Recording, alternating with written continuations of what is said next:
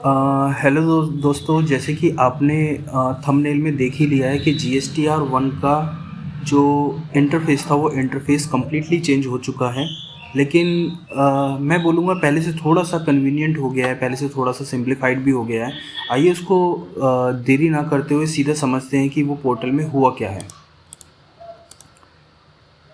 सबसे पहले तो हम अपने GST पोर्टल को लॉगिन कर लेंगे। जो भी कैप्चा है वो डाल के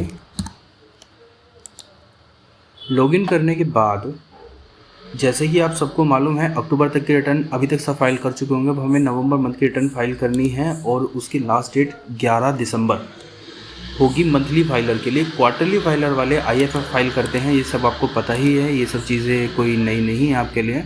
नवंबर मंथ की रिटर्न हमें फाइल करनी है फाइनेंशियल ईयर 11/12 की।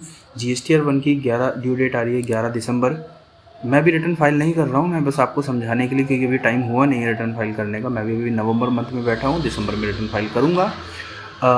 सबसे पहला जो मेन चीज़ है इंटरफेस में, आप देख सकते हैं यहाँ पर हमें मेन दो टाइल मिलते हैं, मेजर टाइल, जिसके अंदर सब टाइल्स और हैं। सबसे पहले ऐड रिकॉर्ड्स डिटेल, दूसरा है अमेंड रिकॉर्ड डिटेल्स। अगर आपको ये आप देख पा रहे होंगे, मैं ऐड रिकॉर्ड डिटेल्स के अंदर एक एक टाइल को आप सबको समझा देता हूँ। ये टाइल्स सेम टाइल्स पहले भी आते थे, जैसे B2B इनवॉइस ऐड करने वाला, B2C large export invoice, B2C others, nil rated supplies, debit credit note, registered suppliers, registered suppliers के लिए debit credit note, unregistered suppliers के लिए टैक्स लायबिलिटी अगर कोई एडवांस रिसीव हो जाता है। इनको मैं इंडिविजुअली एक्सप्लेन नहीं कर रहा हूँ, मैं आपको सिर्फ चेंजेस बताऊँगा। चेंजेस क्या हैं, ये आपको एक नई चीज़ दिख रही होगी, ग्रीन कलर का ज़ीरो।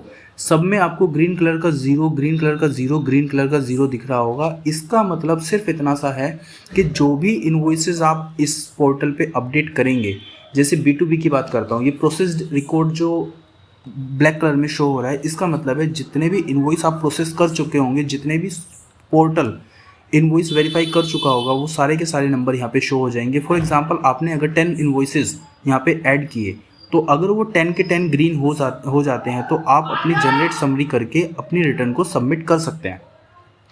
इन केस यहाँ पर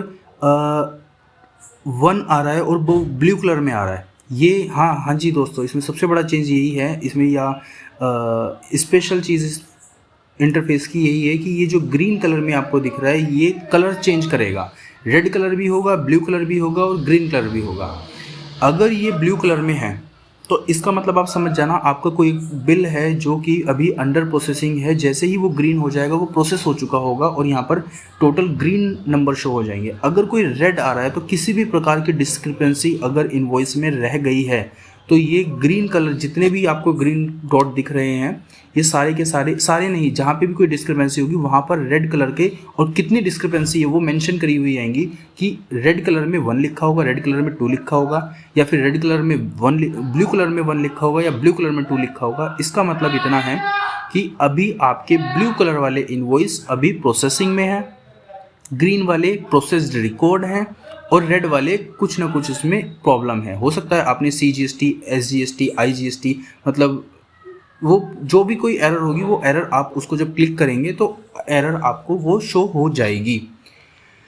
और अगर आपको किसी प्रीवियस मंथ के किसी भी बिल में कोई अमेंडमेंट करनी है, कोई चेंजेस करनी है, तो उसके लिए सेपरेट अमेंड रिकॉर्ड डिटेल का एक टाइल अलग से वो सेपरेटली ओपन होगी, जिसके अंदर B2B में आपको, अगर आपको कोई चेंजेस करने हैं, आपको B2C में कोई चेंजेस करने हैं, लार्ज इनवॉइसेस में, एक्सपोर्ट इनवॉइस में चेंज करना है, डेबिट क्रेडिट नोट रजिस्टर्ड में चेंजेस करने हैं, अनरजिस्टर्ड डेबिट क्रेडिट नोट में चेंजेस करने हैं, B2C अदर्स में चेंजेस करने हैं, या फिर टैक्स लायबिलिटी जो कभी कभी हम एडवांस रिसीव करने पे भी टैक्स लायबिलिटी पे करते हैं, उसमें कोई चेंज करना है, और किसी भी एडवांस एडजस्टमेंट की अमेंडमेंट के लिए आपको ये सेपरेट टाइल ओपन करना पड़ेगा। तो हमारे पास मेजरली इस टाइम पर 2 डिफरेंट टाइल्स है।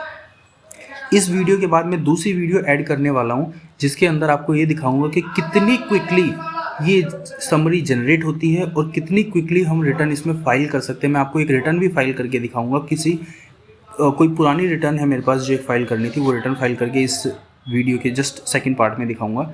वो कनेक्टेड होगी वो वीडियो भी इससे, जिसके अंदर आप देख पाएंगे कि जैसे ही मैं जनरेट समरी करता हूँ, वो इमीडिएटली समरी जनरेट हो जाती है, बस एक बार रिफ़्रेश करने के बाद, और रिटर्न सबमिट सबमिट करने का बटन भी हाईलाइट होगा, फाइल रिटर्न का भी बटन इमीडिएटली हाईलाइट होगा और उसके बाद इमीडिएटली हम OTP जनरेट करके रिटर्न को सबमिट कर सकते हैं। दूसरा पार्ट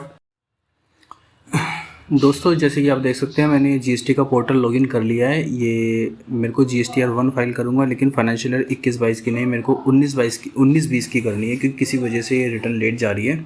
तो मैं आपको GST1 का पोर्टल दिखाऊंगा। 4th क्वार्टर की मेरे को रिटर्न फाइल करनी है। हमने यहाँ पे सर्च किया। सर्च करने के बाद जैसे आप देख सकते हैं GSTR1 की जो टाइल आती थी, टाइल अभी भी बिल्कुल सेम वैसी ही है। इस पर क्लिक करने के बाद जब हम अगला पेज खोलेंगे, यहाँ पर आप देख सकते हैं ये पूरी टाइल चेंज हो चुकी हैं। यहाँ पर पहले हमें सिर्फ एक रिकॉर्ड दिखता था जिसके अंदर सारे के सारे इनवॉइस ऐड और अमेंड करने वाले आते थे। अब यहाँ पे आपको 2 टाइल्स दिख रहे होंगे, एक है ऐड रिकॉर्ड डिटेल्स। इसको जब हम अमेंड रिकॉर्ड डिटेल पे क्लिक करते हैं तो इसके अंदर हमको ये 8 डिफरेंट टाइल मिलते हैं। सारे के सारे अमेंडमेंट करने वाले टाइल्स जो पहले बहुत सारे एक साथ होकर के एक भरा हुआ सा GSTR1 का पोर्टल दिखता था, अब वो हम इस बार अमेंड वाले अलग हो गए हैं। और ये आप देख सकते हैं ऐड रिकॉर्ड वाले, जो मैं फ्रेश इन्वॉइसेस ऐड करने हैं उसका रिकॉर्ड इन्होंने अलग कर दिया है, जिसके अंदर ऐड आप कर सकते हैं नए, जैसे कि एक्सपोर्ट वाला कर सकते हैं, B2C nil rated, debit credit, और B2B invoice, B2C large, B2C credit.